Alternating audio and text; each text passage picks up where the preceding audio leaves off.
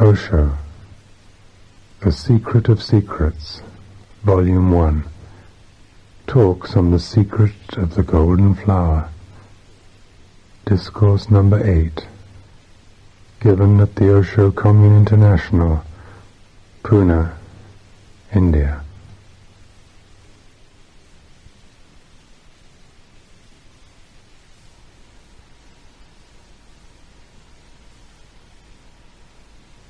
The first question. Would you talk about the relationship between disillusionment and celebration? I am feeling a strange mixture of the two, a dying and a coming to life at the same time. Venugopal. Mind lives in illusions, and to live in illusions is to be miserable,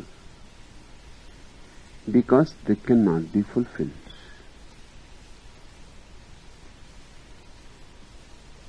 You can go on hoping,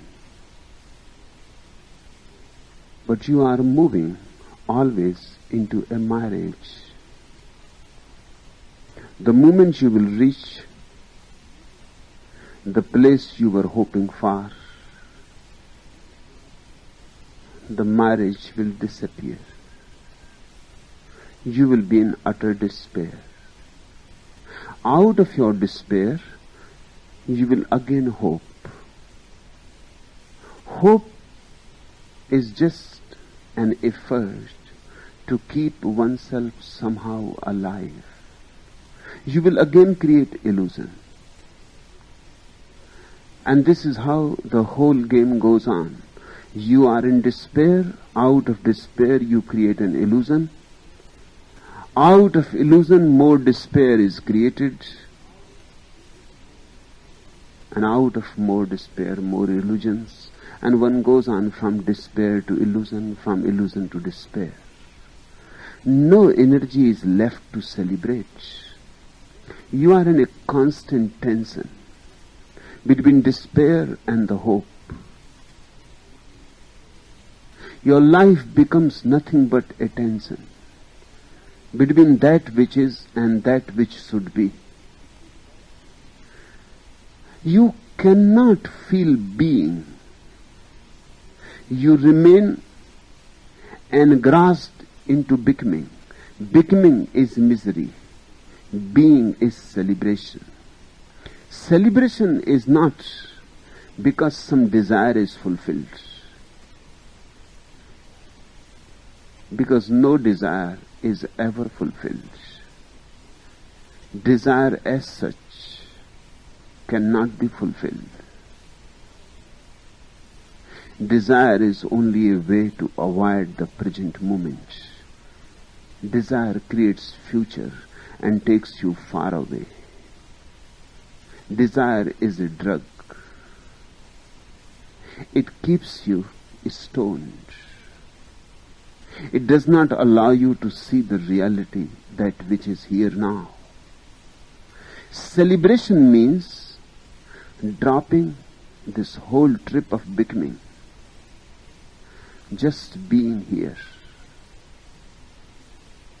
When becoming disappears, all the smoke of becoming disappears, there is the flame of being. And that very flame is celebration. Celebration is without any cause. Celebration is simply because we are. We are made out of the stuff called celebration. That's our natural state, to celebrate, as natural as it is for the trees to bloom, for birds to sing, for rivers to flow to the ocean. Celebration is a natural state. It has nothing to do with your desires and their fulfillment, with your hopes and their fulfillment. It is already the case. But to see the celebration that is already happening at the deepest core of your being, you will have to drop becoming. You will have to understand the futility of becoming. So something tremendously beautiful is happening, Gopal. Allow it. Yes, exactly it is so. When you are utterly disillusioned and you don't create any more illusions, that's what I mean by utterly disillusioned. Disillusionment comes many times in everybody's life. But out of disillusion, you again create new illusions. You cannot live without illusions. It has become a habit of many lives. You cannot live in the reality as it is. You want it to be something else. You are always wanting it to be something else, and the reality has no obligation to anybody to change itself. And it is good that it doesn't bother about your desires. Otherwise there will be chaos, because there are so many people desiring, projecting. Reality remains as it is, utterly unaffected by what you desire. It never takes any care of your desires. But once you are absolutely disillusioned, and by absolute disillusionment I mean you don't create any more illusions any longer. You simply remain, even if it is despair, you remain with it. You remain in it. You accept it. The moment you accept despair, it starts disappearing. Because it can exist only as a shadow of hope. It cannot exist on its own. You cannot be just in despair without any illusion. That is impossible. It is as impossible as just a shadow walking on the road. If you walk, there will be shadow. But the shadow cannot walk alone. Despair is a shadow of illusion. If you are utterly disillusioned, despair starts disappearing. And a new being, a fresh being, a resurrection, celebration arises in you. Aniruddha has written a question that when he had come here, he was thinking about me as vast, special, extraordinary. Now he says that living here with you for so many days, you appear ordinary, just as any other man. So what is the fuss all about? I have no obligation to fulfill your demands. I am just as I am, utterly ordinary. Reality is ordinary. The rose is the rose is the rose. The rock is the rock. The river is river. Reality is absolutely ordinary, utterly ordinary. I am an ordinary man. Then what is the difference between you and me? The difference is I celebrate my ordinariness. You don't celebrate it. That is where the difference is. I welcome it. I am utterly blissful with it. You are not. I am a being, you are a becoming. The difference is there. Not that I am special and you are ordinary. That is utter nonsense. If I am special, then everybody is special. If you are ordinary, then I am ordinary. We belong to the same reality.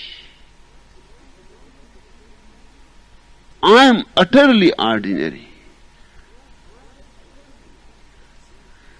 But the difference is that I am celebrating it. I have no grudge. I have no complaint. I am not trying to become somebody else that I am not.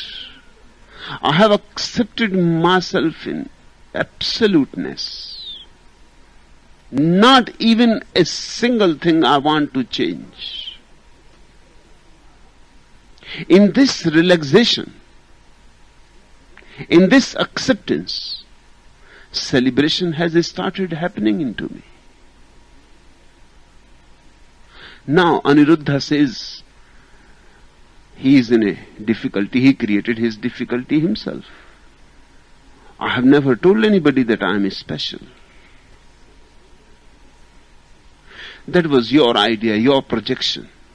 And in fact, why Aniruddha was thinking that I am special? Deep down he wants to be special. Deep down he wants to be special, that's why he stayed here.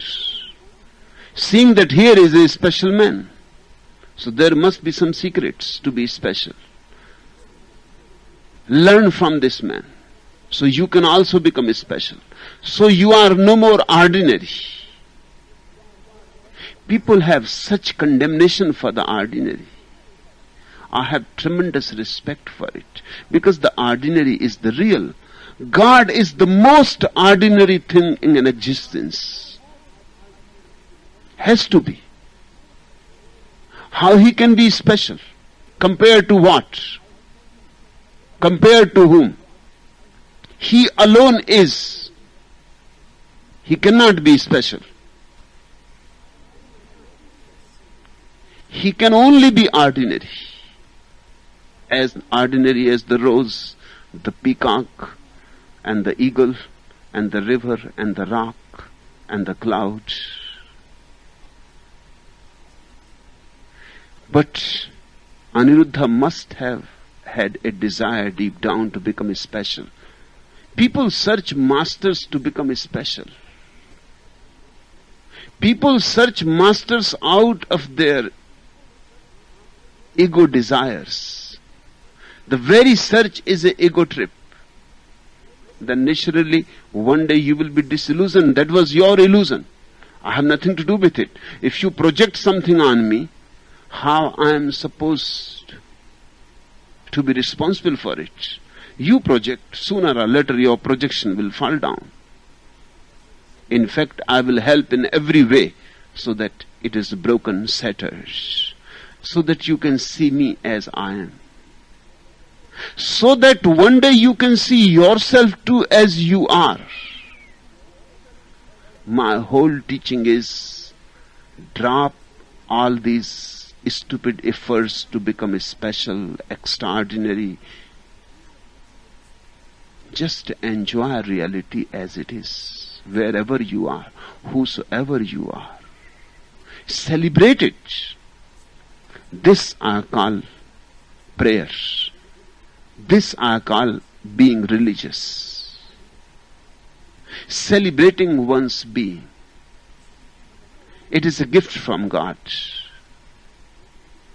Just to be is more than you can ask for. Just to be is the greatest miracle. What more miracle can happen?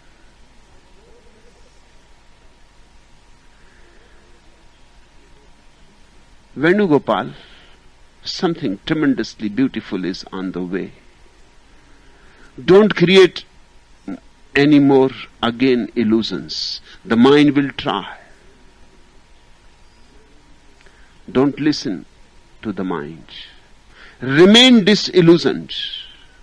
It will be a kind of dying, because you have lived up to now through illusions that has been your nourishment. You will feel like dying. But die. And with this death, a new life will arise in you. You will be resurrected. Let this be a death, and a total death. Don't die in a lukewarm way. Die totally, wholly. Allow this death to happen. And the next moment, out of this death, some new life arises that you have not seen, and that has been always within you, but you were not available to see it. And to Anuruddha also I would like to say, it is very good, Anuruddha. Now you are seeing my reality. I am an ordinary man, and I am here to make you also ordinary. I am here to help you come out of your ego trips. I am here to help you to celebrate this immense ordinariness. Only then you are grateful to God. What you are trying to do, trying to become somebody else, trying to decorate yourself, but all those decorations will be falsifications. You can never be anybody else. You can only be yourself. There is no way for the rose flower to become a lotus. There is no way for the lotus to become a rose flower. You can only be yourself. If you allow it, there will be celebration. Because there will be no possibility of misery. And the energy that becomes misery becomes celebration. If you don't allow it to move into becoming misery, what else you will do? It is the same energy that cries in you. It can become a laughter. It is the same energy that becomes hate in you, sour, bitter. It becomes love. It is the same energy that can become destruction. It becomes creation. The energy is not different. When you are engaged in an ego trip of becoming somebody special, then your whole life will be nothing but a long tragedy. What is the difference between Alexander and Buddha? Alexander wants to be special, wants to possess the whole world, wants to be unique. And Buddha simply wants to be himself. There is no need to go anywhere. There is no need to become at all. No future is needed. No time is required. Buddha can be this very moment what he wants because he already is that. But for Alexander, even millions of lives will not be enough. His journey will remain incomplete.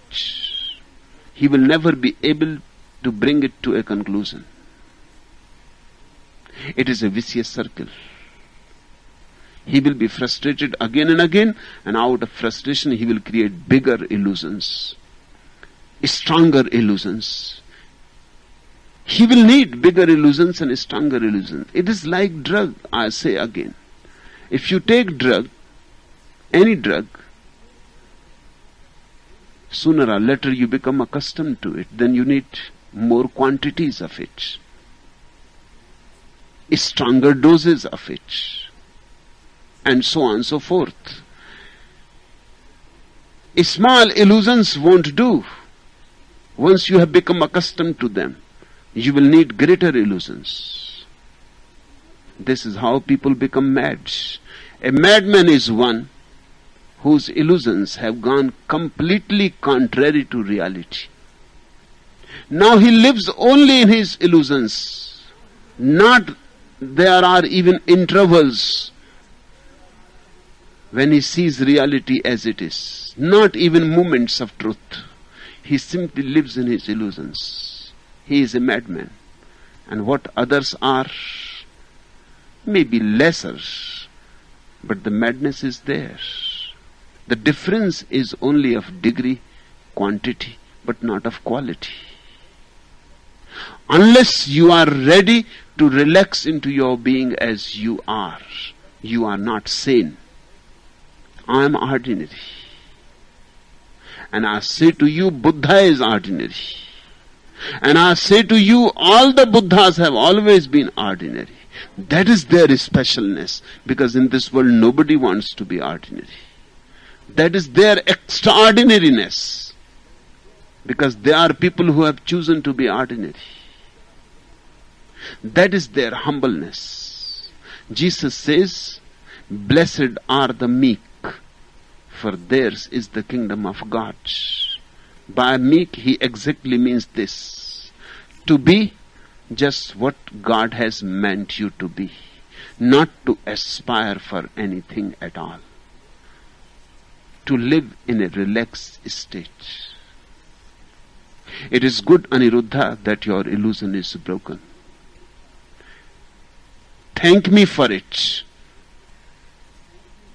Feel grateful for it, that I have not supported your illusion at all. If you carried it for so many months, it is just your work. I was not a support to it. But his question shows now that he thinks I am ordinary. So the problem is arising again for him. Then what he is doing here? Then he should go to somebody else who is extraordinary again. Now will be the decisive moment for him. If, seeing that I am ordinary, he understands the beauty of being ordinary, celebration will start. If feeling frustrated, as if I have deceived him, as if I was pretending to be extraordinary, and now he has found that I am not, then he will have new illusions. He will project his desires onto somebody else. He will find another screen. And again he will be frustrated. And he will need bigger and bigger doses.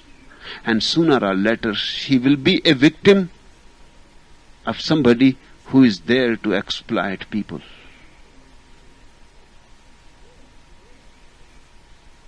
Who is there to pretend according to your illusions. That's why I am so much against Satya Sai Baba. He is trying to help your projections. That is my criticism of his efforts. He tries to go with your projections. He is not an independent man. He depends on you. You project and he will try to fulfill your projections. At least he will pretend that you are in close vicinity of a special man who can do miracles, who can make things appear from nowhere. Now Aniruddha can become a victim of a man like Satya Sai Baba, because then he will think this is special. No ordinary man can do it. That's true. But ordinary magicians are doing it.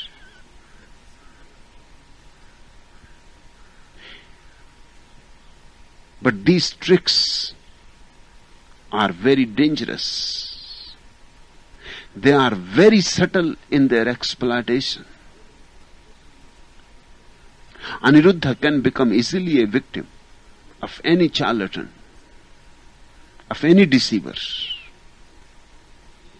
Now will be the decisive moment for him. He will have to decide either to live with this man who is ordinary and drop all desire for extraordinariness and projections and become ordinary oneself and let celebration happen, or he will have to project his illusion somewhere else. And then you can go on and on. That's how you have been going on for centuries. For so many lives you have been going on and on. You simply change your screen, but you don't drop your projection.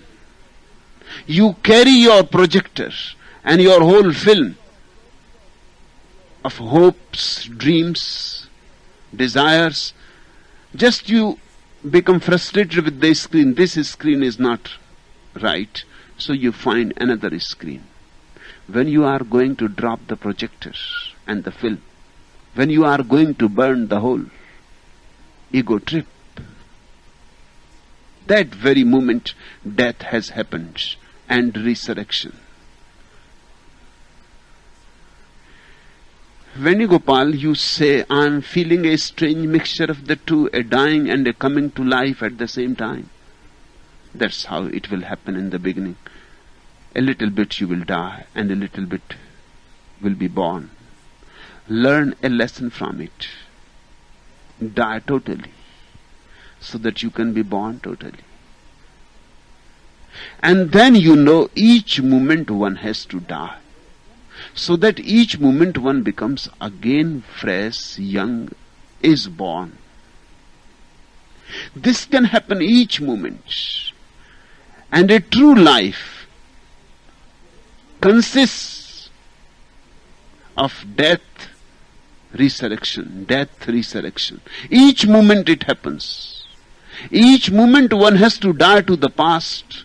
Only then the present becomes available, and there is celebration, and there is great joy, and there is great flowering.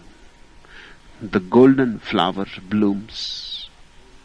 If you are ready to die to the past, if you are utterly in the present, and you can be utterly in the present only if you have no desire to be anywhere else in the future, if you have no desire to be somebody else. This I call enlightenment. The second question: why is love so essential for spiritual growth?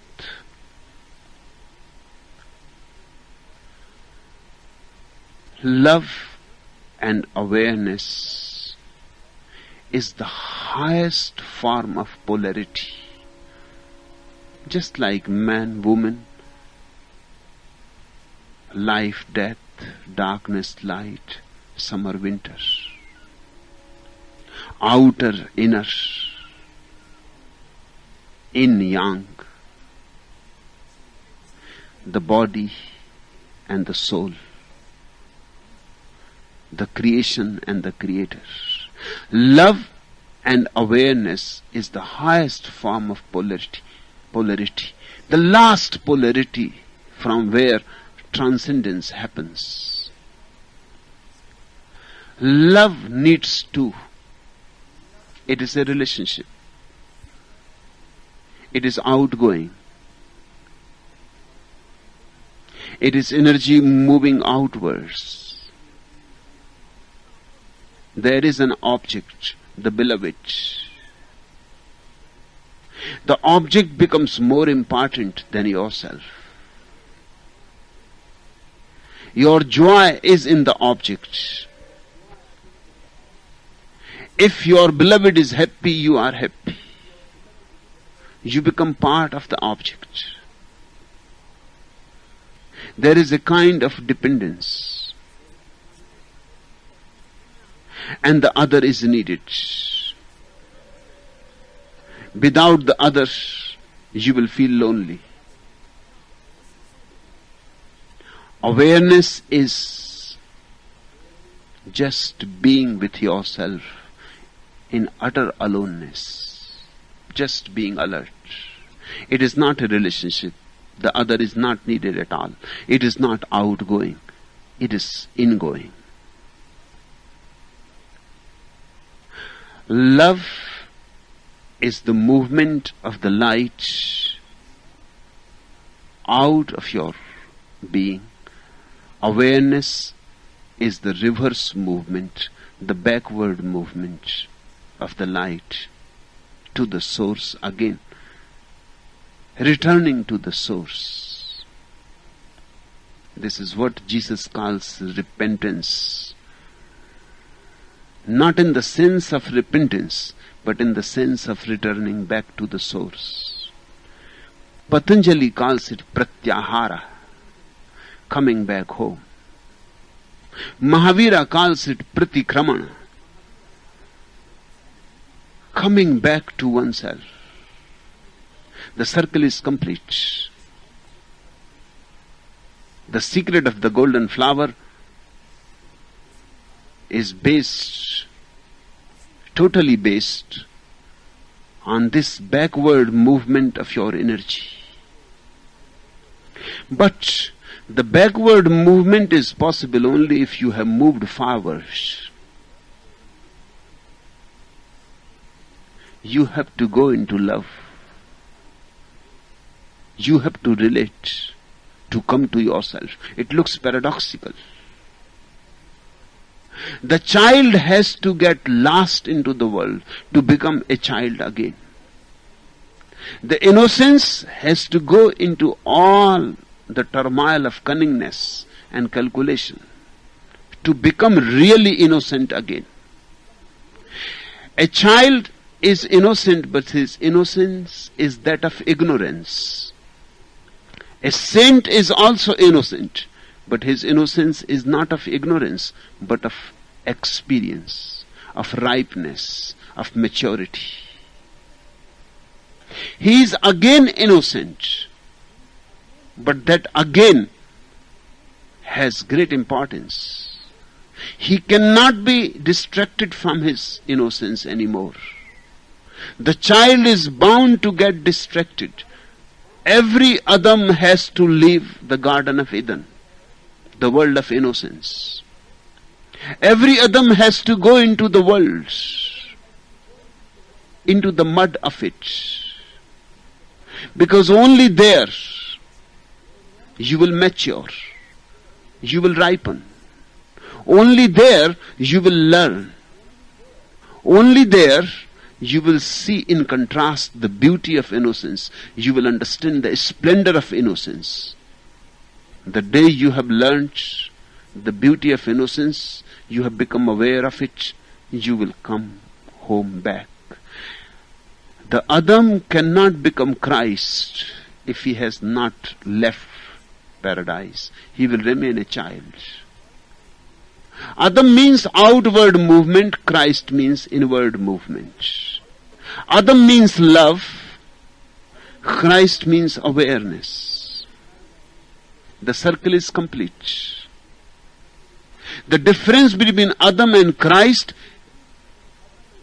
is only that of direction. Adam is going extrovert, and the same person, when turns back and becomes introvert, is Christ. Adam is potential Christ. Christ is actualized Adam. Love is very essential. You have to lose yourself to gain yourself.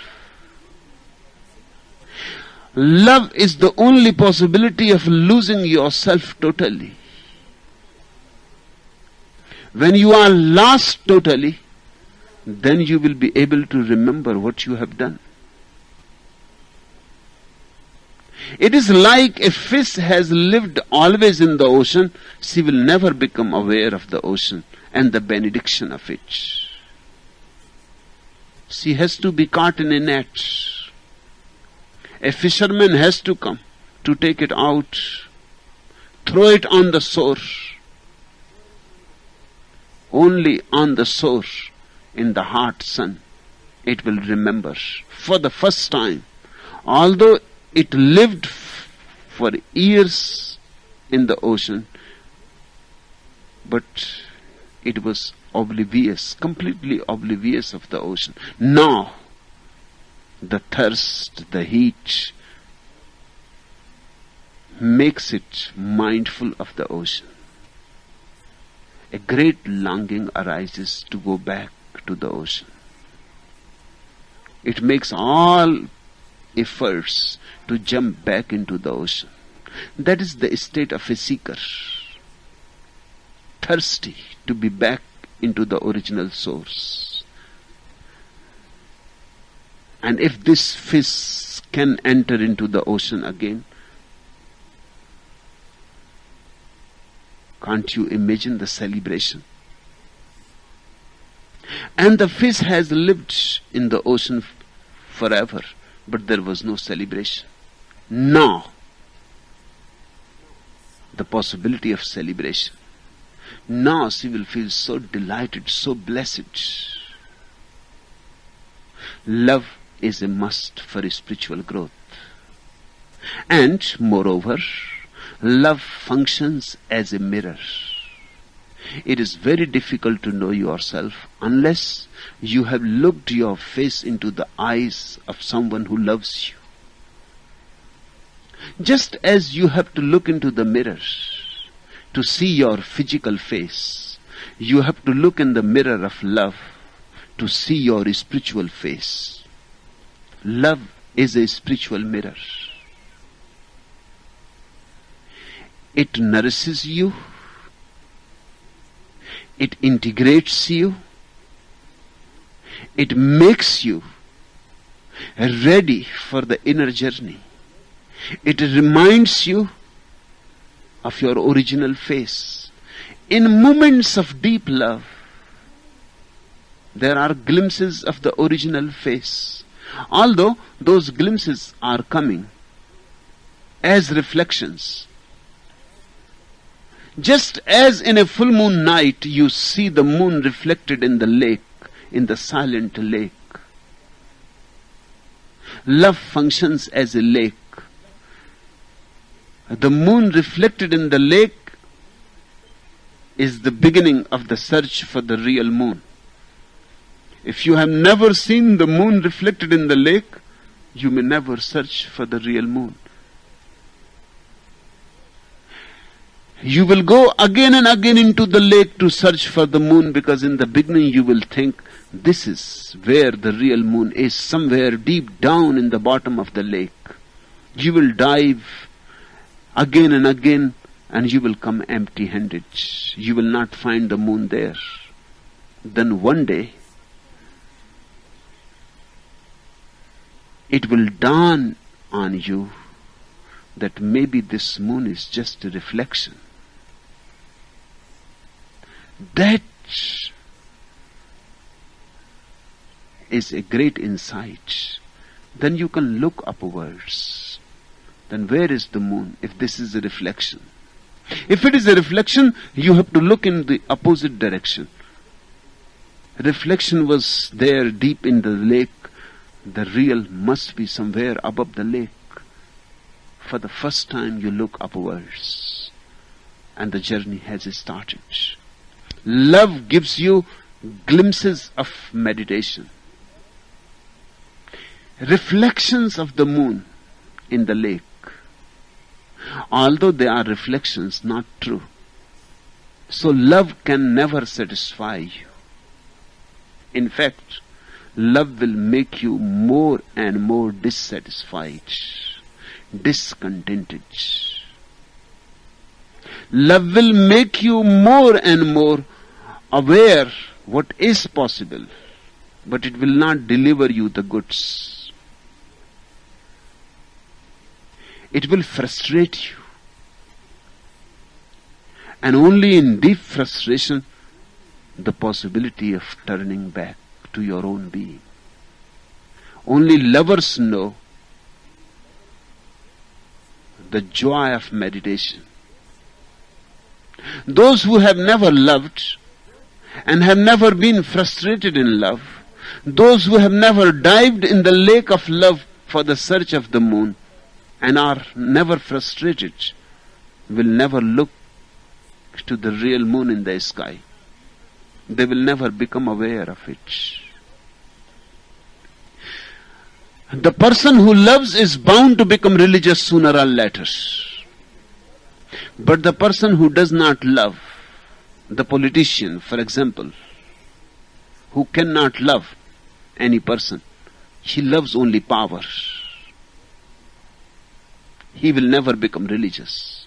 Or the person who is obsessed with money, who loves only money, who knows only one love, love for money, will never become religious. It will be very difficult for him. For so many reasons. Money can be possessed. You can have money and you can possess it. It is easy to possess money. It is difficult to possess a beloved. Impossible, in fact. You will try to possess, but how can you possess a living person? The living person will resist in every way, will fight to the last. Nobody wants to lose one's freedom. Love is not that much valuable as freedom is. Love is a great value, but not higher than freedom. So one will like to be loving, but one will not like to be imprisoned by love. Hence, sooner or later you become frustrated. You try to possess, and the more you try to possess, the more love becomes impossible. And the other starts going away from you. The less you possess, the closer you feel to the other. If you don't possess at all, if there is freedom flowing between the lovers, there is great love. First, the effort to possess a person is bound to fail. In that frustration, you will be thrown back to yourself. Secondly, if you have learned not to possess the person, if you have learned that freedom is a higher value than love, far more superior value than love, then sooner or later you will see freedom will bring you to yourself. Freedom will become your awareness, meditation. Freedom is another aspect of meditation. Either start by freedom and you will become aware, or start by awareness and you will become free. They go together. Love is a kind of subtle bondage. They go together. But it is an essential experience, very essential for maturity. There is a beautiful definition of realness through love in Marjorie Williams' beautiful book, The Velvetine Rabbit. What is real? Asked the rabbit one day. Does it mean having that buzz inside of you and a stick-out handle? Real is not how you were made, said the skin horse. It is a thing that happens to you. When a child loves you for a long time, not just to play with, but really loves you, then you become real. Does it hurt? Asked the rabbit. Sometimes, said the skin horse, for he was always truthful. When you are real, you don't mind being hurt. Does it happen all at once like being wound up? He asked, or bit by bit? It does not happen all at once, said the skin horse. You become. It takes a long time. That's why it does not often happen to people who break easily, or have sharp edges, or who have to be carefully kept. Generally, by the time you are real, most of your hair has been loved off, and your eyes drop out, and you get loose in the joints and very sabby. But these things don't matter at all. Because once you are real, you can't be ugly. Except to people who don't understand. Once you are real, you can't become unreal again. It lasts for always. Love makes you real. Otherwise, you remain just a fantasy, a dream, with no substance in it. Love gives you substance. Love gives you integrity. Love makes you centered. But it is only the half of the journey. The other half has to be completed in meditation, in awareness. But love prepares you for the other half. Love is the beginning half, and awareness is the ending half. Between these two, you attain to God. Between love and awareness, between these two banks, the river of being flows. Don't avoid love. Go through it. With all its pains, yes, it hurts. But if you are in love, it doesn't matter. In fact, all those hurts strengthen you. Sometimes it really hurts badly, terribly. But all those wounds are necessary to provoke you, to challenge you, to make you less sleepy. All those dangerous situations are necessary to make you alert. Love prepares the ground, and in the soil of love, the seed of meditation can grow, and only in the soil of love. So those who escape from the world out of fear will never attain to meditation. They can sit in the Himalayan caves for lives together. They will not attain to meditation. It is not possible. They have not earned it. First it has to be earned in the world. First they have to prepare the soil. And it is only love that prepares the soil. Hence, my insistence for my sannyasins not to renounce the world. Be in it. Take its challenge. Accept its dangers, its hurts, wounds. Go through it. Don't avoid it. Don't try to find a shortcut, because there is none. It is a struggle, arduous it is, uphill task it is, but that's how one reaches to the peak. And the joy will be more, far more, than if you are dropped on the peak by a helicopter. Because you will reach there ungrown. You will not be able to enjoy. Just think the difference. You try hard to reach to the Everest. It is so dangerous. Every possibility of dying on the way, in the way. Every possibility of never reaching to the peak. Hazardous, dangerous. Death on each step waiting for you. And so many traps and so many possibilities of being defeated rather than being successful. Out of 100 possibilities, there is only one possibility that you may reach.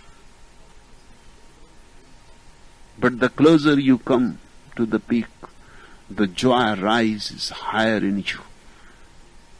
Your spirit soars high. You earn it. It is not free. And the more you have paid for it, the more you will enjoy it. And then think, you can be dropped from a helicopter on the top. You will stand on the top and you will look just silly, stupid, what you are doing here.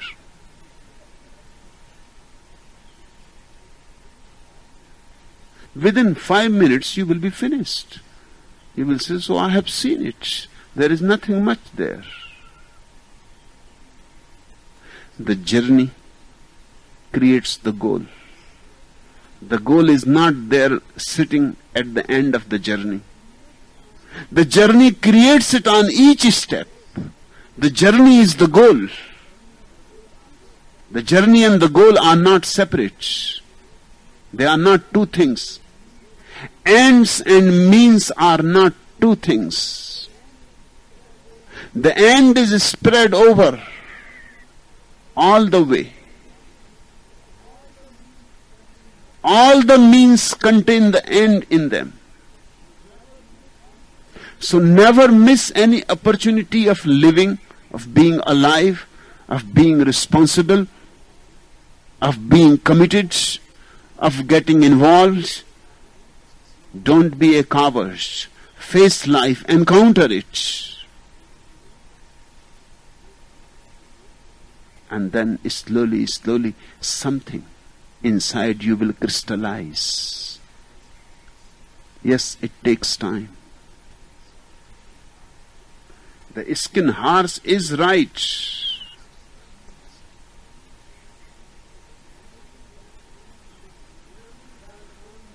Generally, by the time you are real, most of your hair has been loved off, and your eyes drop out, and you get loose in the joints and very sabby.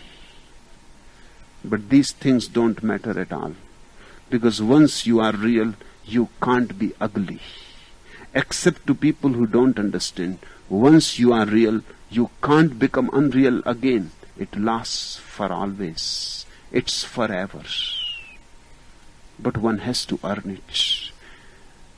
Let me repeat it. In life you cannot get anything free. And if you get, it is useless.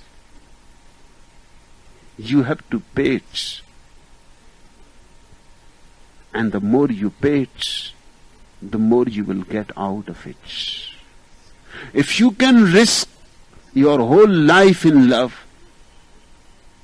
great will be your attainment. Love will send you back to yourself. It will give you few reflections of meditation. The first glimpses of meditation happen in love. And then a great desire arises in you to attain to those glimpses. Not only as glimpses, but as states. So that you can live in those states forever and forever. Love gives you the taste of meditation. A loving orgasmic experience is the first experience of samadhi, of ecstasy. It will make you more thirsty. Now you will know what is possible. And now you cannot be satisfied with the mundane. The sacred has penetrated in you. The sacred has reached your heart. God has touched your heart. You have felt that touch. Now you would like to live in that moment forever. You would like that moment to become your whole life. It becomes. And unless it becomes, man remains discontented. Love, on the one hand, will give you great joy, and on the other hand, will give you a thirst for eternal joy.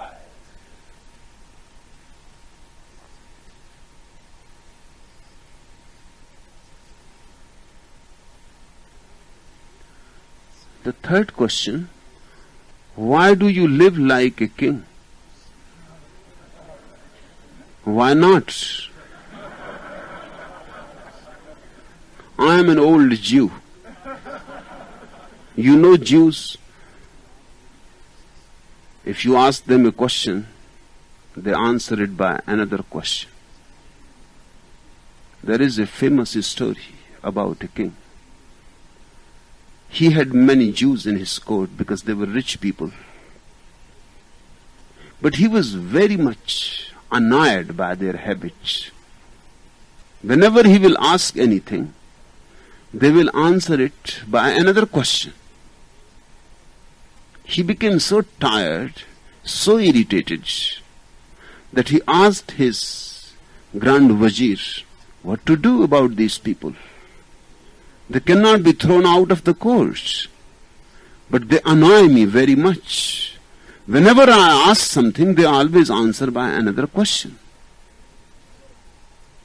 The Wazir said, it will be good if we ask the Rabbi, call the Rabbi. He is a wise old man. He will help us, and he will be able to explain us too.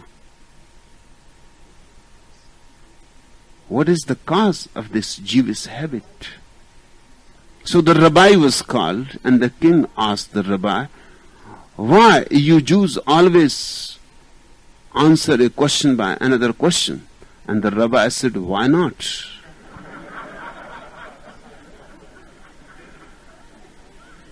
You asked me, why do you live like a king? There are 4 possibilities after you become enlightened. The first possibility is Janak and Marcus Aurelius followed it. They were born kings.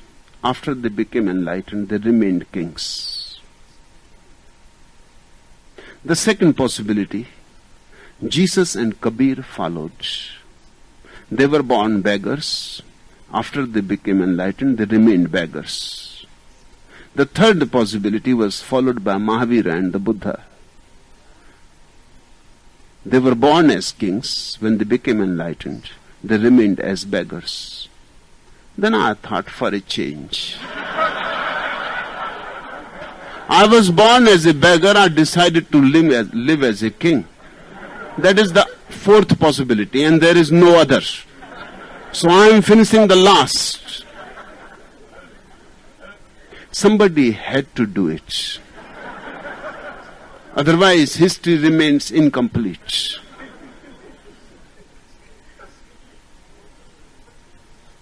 One Zen master was dying. Just before he breathed his last, he opened his eyes and asked his disciples, please help me to find an alternative, how to die.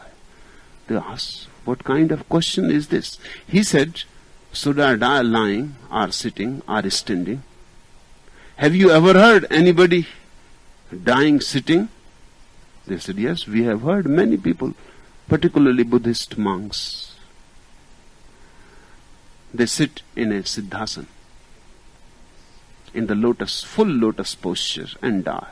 We have heard many dying in a sitting posture.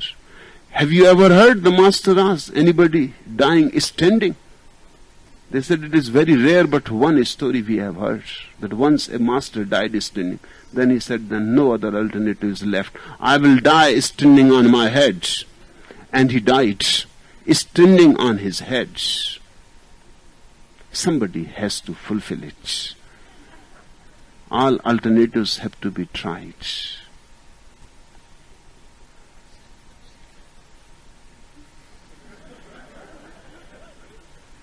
The fifth question.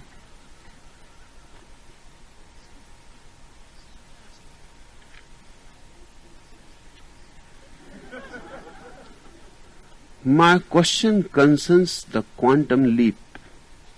How to jump, where to jump, and who or what is doing the jumping.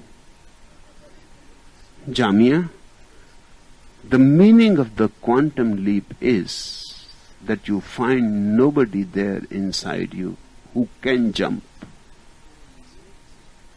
You find no place where you can jump, and you find no means to jump. That is the meaning of quantum leap. Quantum leap is not a leap. It is a disappearance. Quantum leap is utter discontinuity with the past. If it is continuous, it is just a leap, not quantum. That is the meaning of the word quantum. You have been somebody up to now.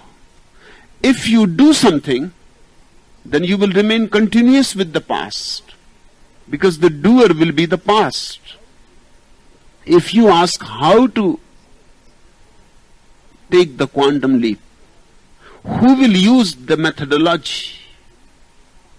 The old, the past, the mind, the accumulated mind will use the methodology. But how you will become new? It is old trying to become new. You may have new clothes, a new face, new varnish, but you will remain the same. You continue. A quantum leap is a moment of understanding that the past is no more there, that it is just a memory, just a figment of imagination now. It has no reality. If the past is no more there, who are you? Because you consist only of your past. Krishnamurti says, the process of thought creates the thinker, and he is right. It is not vice versa. Ordinarily you think that I am a thinker, hence the process of thought. It is not so. There is no thinker in you, but only a process of thought. And when you think about the whole process of thought and you take it together, the thinker is born. The thinker is not there. Let thoughts disappear. And as thoughts will disappear, the thinker will disappear. If there is no thought, there is no thinker inside. So thinker is nothing but another name for the whole thought continuum. If you can understand this, that the past is just nothing but thoughts, suddenly a great emptiness will arise in you. A great abyss. You are not. Nobody is there inside. This is what Buddha calls anatta, no self, no ego. In that moment when you cannot find yourself, the quantum leap has happened. The Emperor Wu asked Bodhidharma in China that my mind remains very tense in anxiety. I am always feeling restless, uneasy. I never find any peace of mind. Help me, sir. Bodhidharma looked into his eyes, and that was not an ordinary look. Bodhidharma was a very ferocious master. The king was a very brave man, has fought in many battles and won. But he started trembling when Bodhidharma looked into his eyes. And he said, okay, you come tomorrow, early in the morning, 4 o'clock, and bring your mind to me, and I will put it at ease forever. When the king was going down the steps, Bodhidharma shouted again that, listen, don't forget to bring your mind. Come 4 o'clock and bring your mind, and I am going to put it at ease forever. Think The king was a little puzzled. What does he mean, bring the mind? Don't forget. Can I come without the mind too? I and my mind are the same. This man looks mad, and the way he looked at me, those ferocious eyes, and he looks murderous too. And going alone early in the morning, 4 o'clock, when it is dark, to this madman, and one never knows what he will do, how he will treat. But he could not sleep. Many times he decided not to go. But there was a great attraction too, something like a great magnetic pull. The man was ferocious, but there was great love in his eyes too. Both were there. His eyes were like a sword and also like a lotus. He could not resist. He said, I have to take this risk. And 4 o'clock he had to go. Bodhidharma was waiting with his big staff. He told the king, sit in front of me. And where is your mind? And I had told you, bring it with you. And the king said, what nonsense you are talking about. If I am here, my mind is something inside me. How I can forget it? How I can bring it? Bodhidharma said, so one thing is certain, that mind is inside. So close your eyes and go inside and try to find it. And whenever you catch it, just tell me. And I will put it at rest forever. But first it has to be caught. Only then I can treat it. The king closed his eyes. The whole thing was stupid, but there was nowhere to go now. It had to be done. He closed his eyes, and the master was there sitting with his staff, and he may beat or he may hit. So it was no ordinary situation. You cannot go to sleep. He had not slept the whole night. He was thinking to come or not to come. And the presence of the master and the silence of the forest and the darkness of the night and the whole weird situation that this man can even cut your head. He became very alert. The danger was such. He became very much attentive. He looked for the first time in his life inside himself. What the book of the secret golden flower says. He turned his light inwards for the first time. He looked inside. He searched inside. He really searched. Sincerely he searched.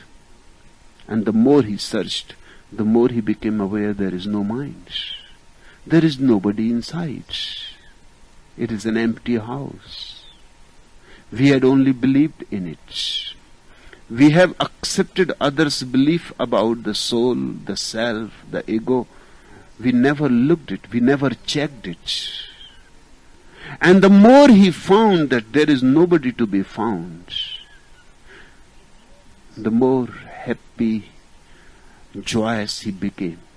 His face relaxed. A great grace surrounded him. Hours passed, but for him there was no question of time at all. He was sitting and enjoying this blissfulness that he has tasted for the first time in his life. Something immensely delightful was descending in him. Then the sun started rising, and with the first rays of the sun, Bodhidharma said to him, Sir, it is time enough. Now open your eyes. Have you found yourself inside or not? And the king opened his eyes, looked at the master, saw the beauty, that ferociousness was out of compassion. Saw the love, bowed down, touched the feet of the Master, and said, "You have put it at rest forever. It is not there. Now I know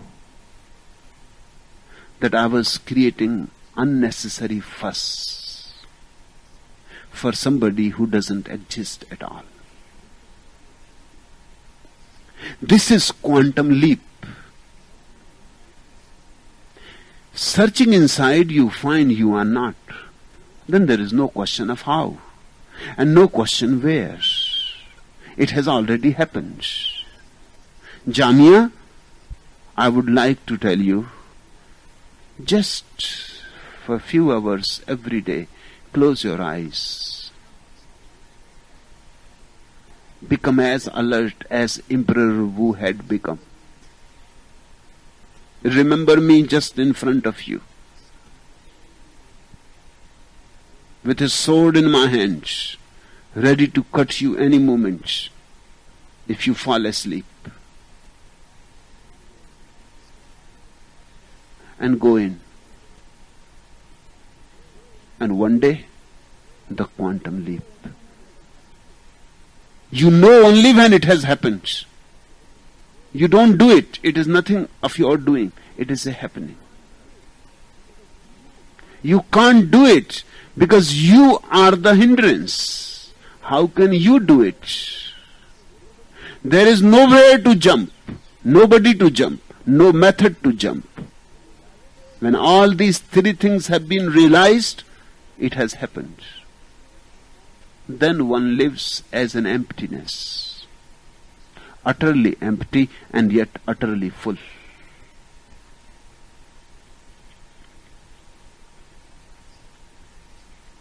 The sixth question. I desire to become a sannyasin, but at the very idea, a great fear grips my heart. It is so new. And moreover, I had not come here to become a disciple. I had just come to see a friend who is a sannyasin. But you are caught. You are trapped. Now it will be very difficult to escape. It is always difficult to choose the new. But only those who choose the new live. To choose the old is to choose death, not life. To choose the familiar is to remain in the prison of the familiar. To choose the known is to avoid really the unknown that is knocking on the doors. To choose the known is to reject God, because God is always unknown, not only unknown but unknowable. God is always fresh as the dewdrops. God is always utterly new, unfamiliar, unmapped, unscheduled, uncalculated. God comes only as the unknown. And if you become afraid, if you shrink back, then you have to live in your so-called dark hole. What is your past that you cling to? What is there to cling to except that it is familiar? But it is all misery. It is all tragedy. But people even cling to miseries if they are familiar. They look friendly. Even if health is knocking on your door, you don't listen to the knock. You cling to your tuberculosis, to your cancer, because they are familiar. You have lived with them so long. it looks almost like a betrayal to leave them and become healthy. That's why people are clinging to miseries. Even when opportunities arise, when miseries can be dropped and the celebration can start, they continue to cling to the misery. They persist in it. They insist for it. Even if it drops, they catch hold of it again and again. If one misery disappears, they create similar misery immediately. They don't even give a little interval for joy to enter in their being.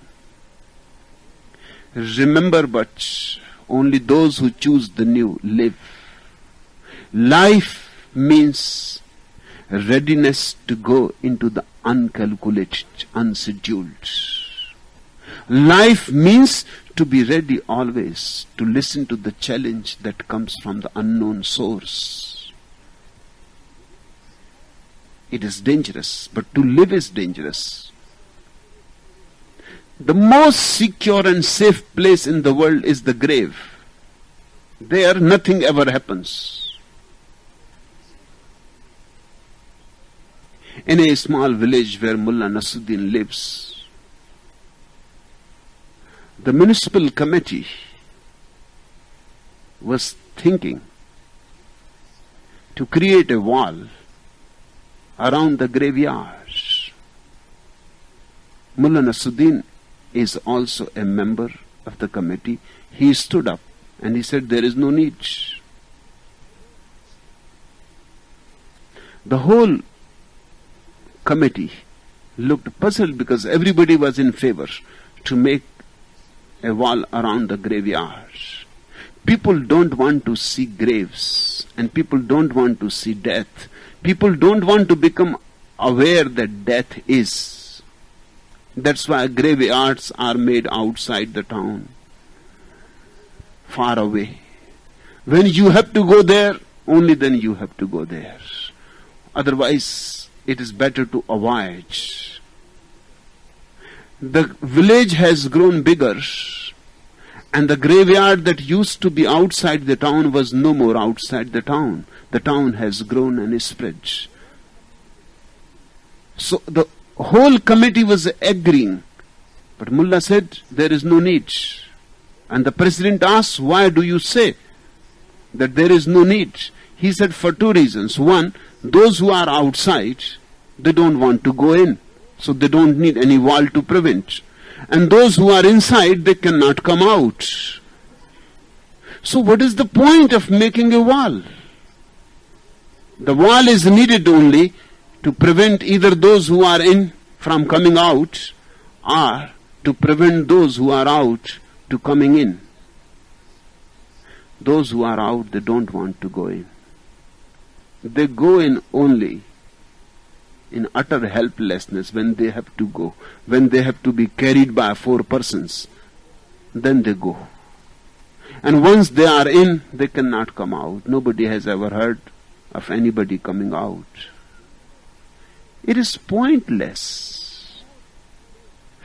Grave is the most safe and secure place in the world, because nothing new will ever happen there. Remember it. Don't become a grave. Sannyas is new for you. And you had not come to become a sannyasins here. Do you think all those who are sannyasins here had come to become sannyasins?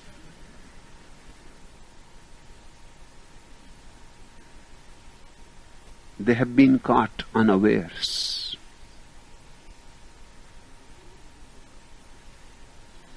Before they could escape,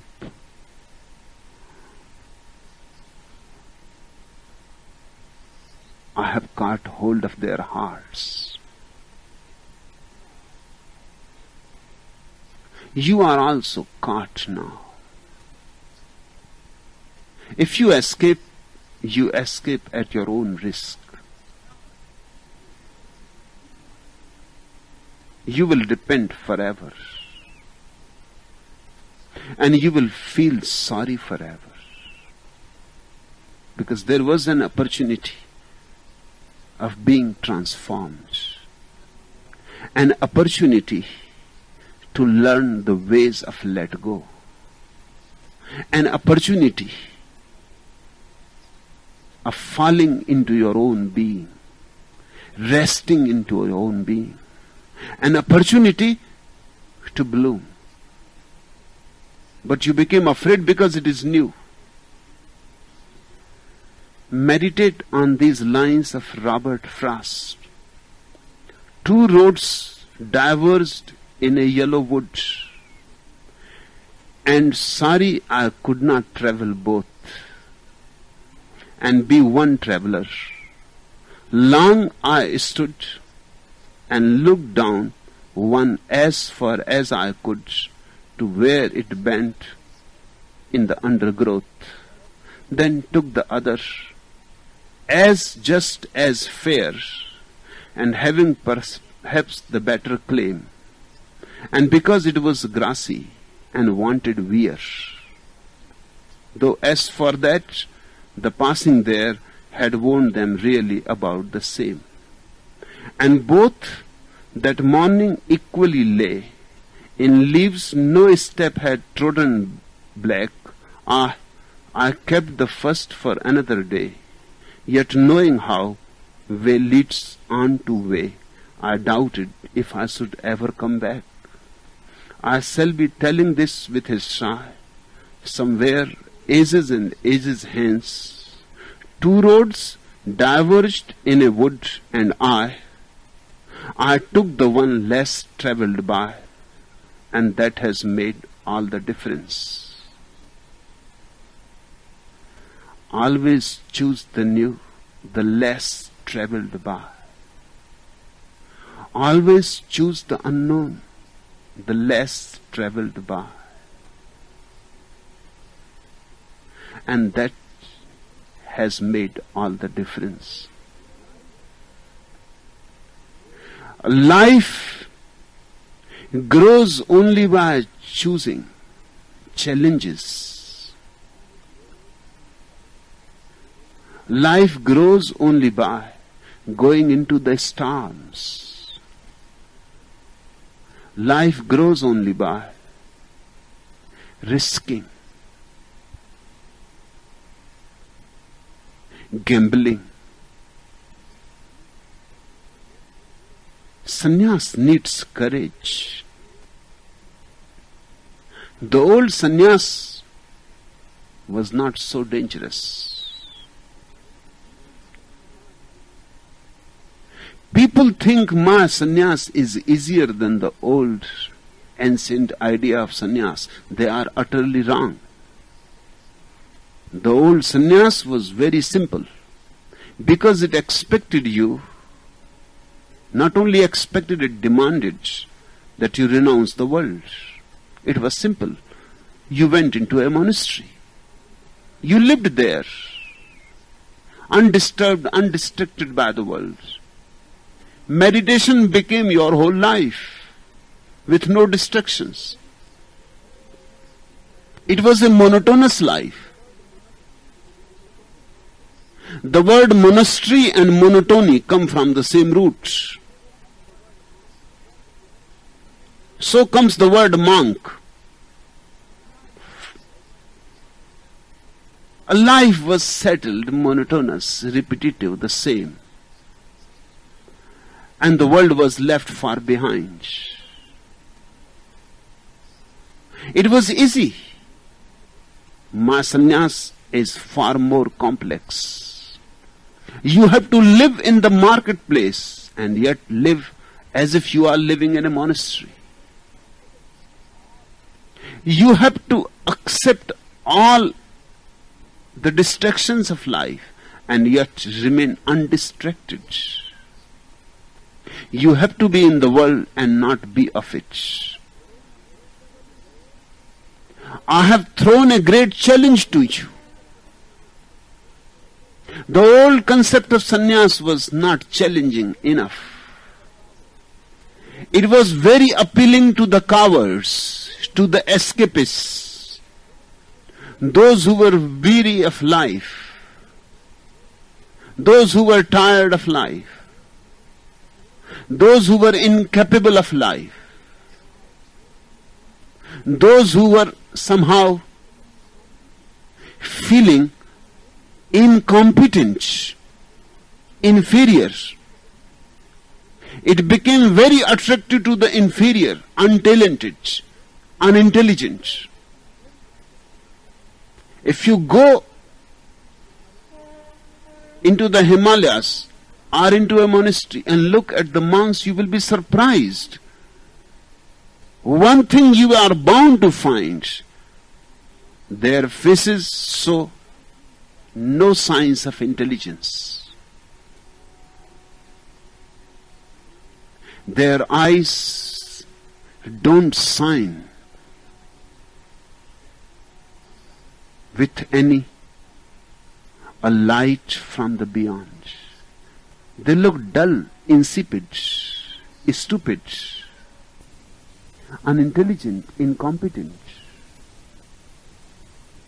They have escaped from life.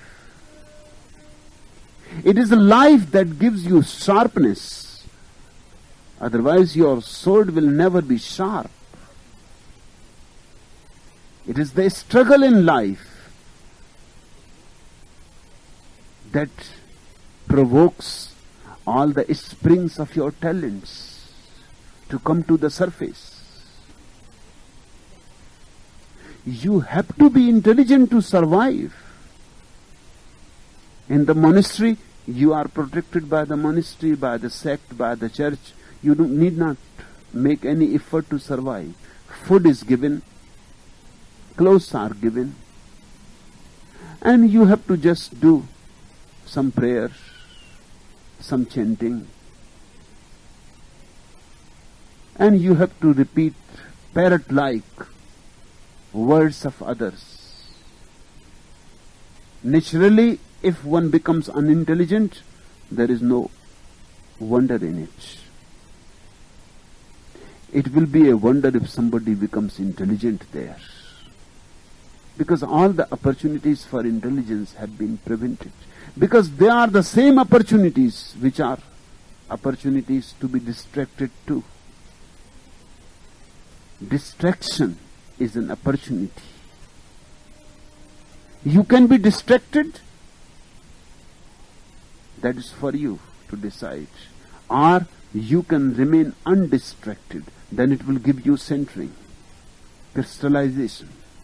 Maya sannyas is the most complicated phenomenon that has ever happened on the earth. Because I don't say to you, leave the world. I say, live in it, indulge in it, love it, enjoy it, go as deep as possible, so your intelligence is sharpened, your life provoked, your dormant sources of energies become dynamic, flowing, and yet keep yourself centered in your being, a watcher on the hills. Remain an actor and let the life be just a drama where you are fulfilling a certain role. But don't get identified with the role. Remember continuously that this is a role, that you are a carpenter, or a doctor, or an engineer, or a teacher, husband, wife, mother, father, son, that these are our roles. And the earth is a great stage, and a great drama is on.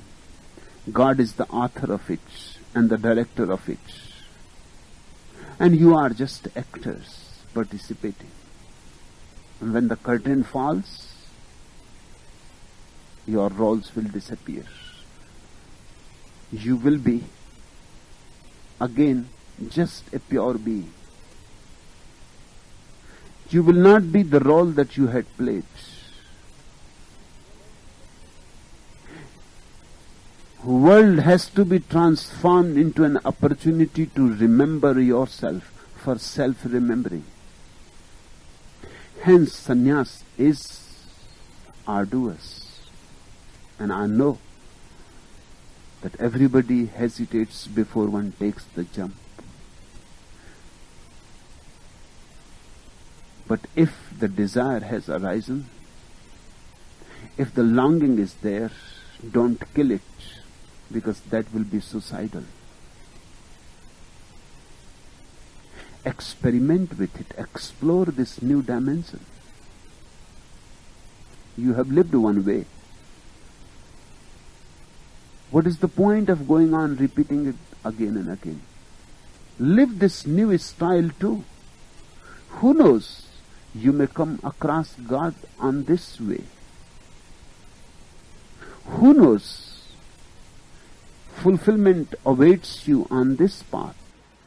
Why do I love, then hate, and then show indifference to the same person? Tushara, you don't know yet what love is. You don't know yet that many other things masquerade as love, play tricks on you, many things. Yes, sometimes even hate can have the mask of love. Sometimes sheer sexuality pretends to be love. And this must be so. You say, why do I love? Then hate. And then show indifference to the same person.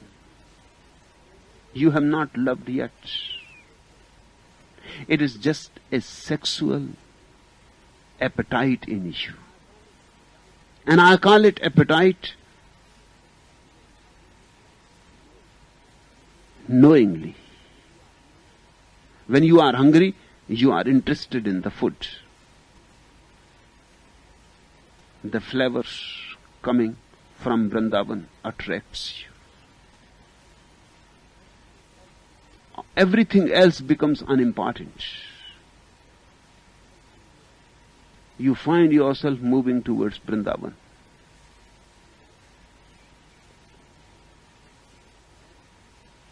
Once you have eaten, all interest in food disappears. And if you have eaten too much, you become even repelled by food.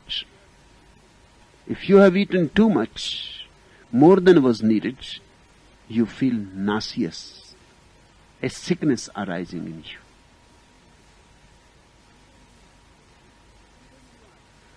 And when you are satiated with food,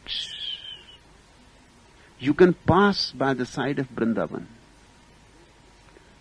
You don't smell the flavors. You can go on thinking 1001 thoughts, and you can remain indifferent to food. Your love is nothing but sexual appetite. That's why first you feel attracted in great love. That attraction you call love. Just as people say they love ice cream. That's the way you love people. But how long you can love ice cream? You can eat, but how much?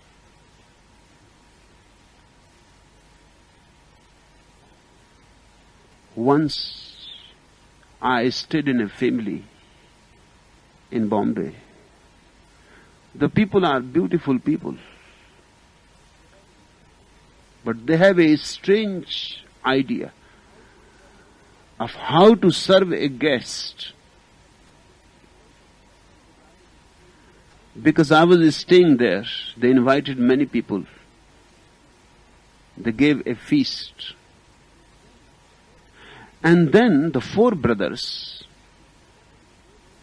started forcing each guest to eat more and more.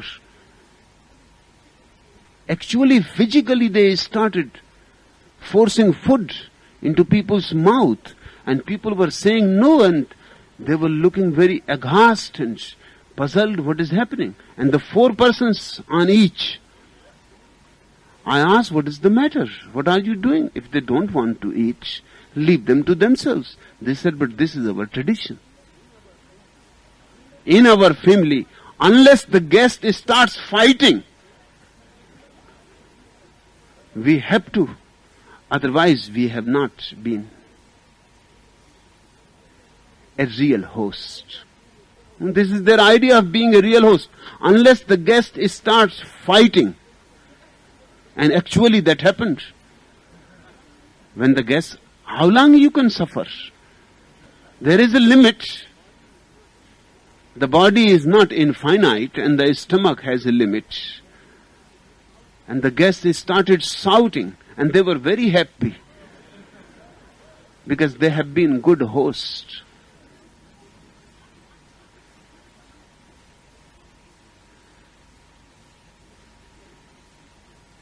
First you think you are in love, Tusara, but that is not love.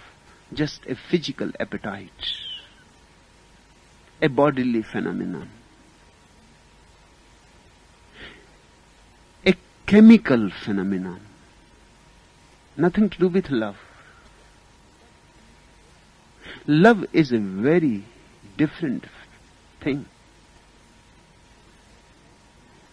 It has nothing necessarily to do with sex. Sex may be a part of it, may not be a part of it. You can be in love with a person and without any sexual relationship. That's what we call friendship. It has disappeared from the world. Now friendship has almost disappeared from the world. Because we know only one kind of love, which is sexual. A non-sexual love has become non-existent. In fact, that is love. Friendship is more deeper love than sexual relationship. Because friendship gives and asks nothing in return. Sexual relationship is mutual exploitation. You are exploiting the other's body and he or she is exploiting your body. Both are using each other. But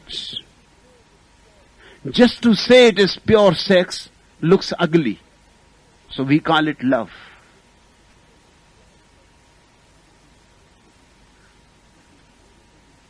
It will be very good if you call it simple sex. It will be true, sincere.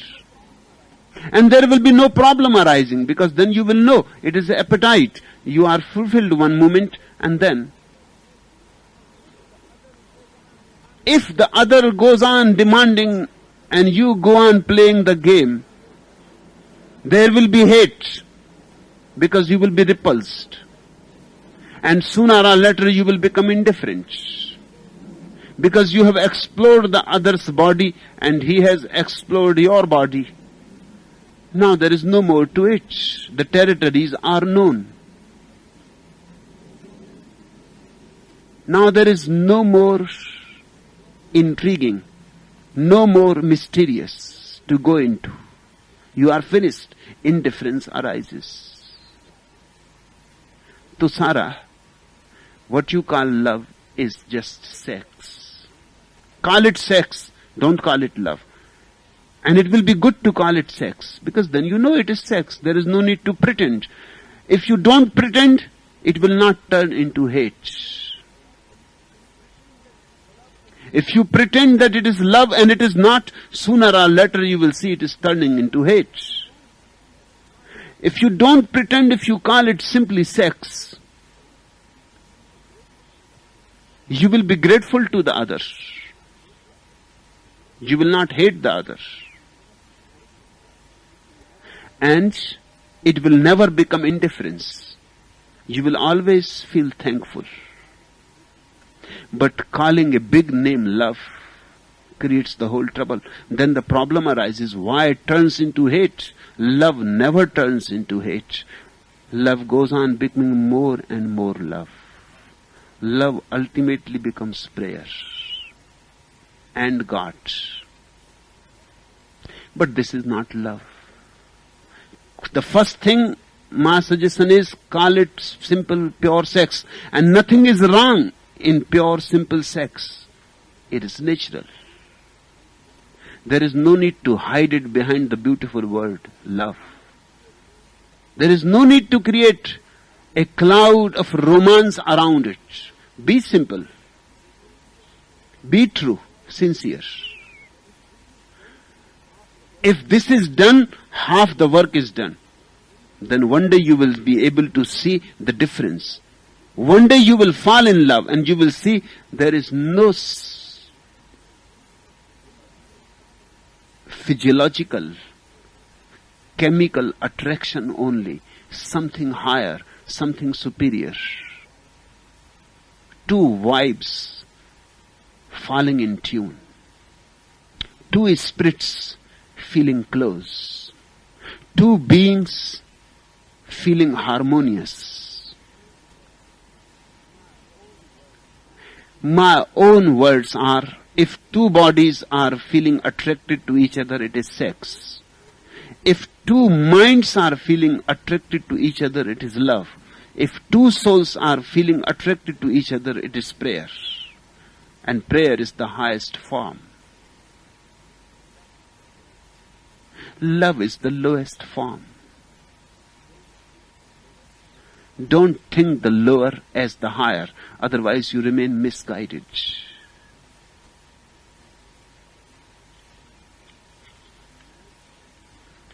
A man and woman had been going together for some time, and finally she agreed to go to bed with him. While going to his apartment, they passed some swank shops. The woman admired some expensive Italian shoes. "Don't worry, baby, I will get them for you," he said. Then she saw a real Parisian dress. "Don't worry, baby, I will get that for you too."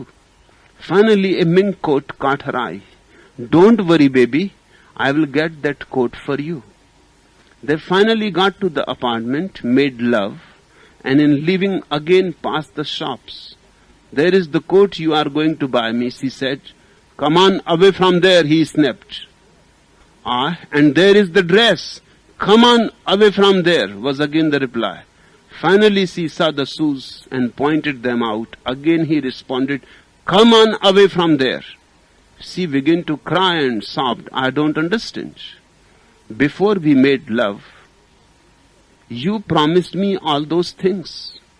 Now just 2 hours later, you are breaking your promises. Baby, it is like this. When I am hard, I am soft. But when I am soft, I am hard." Enough for today.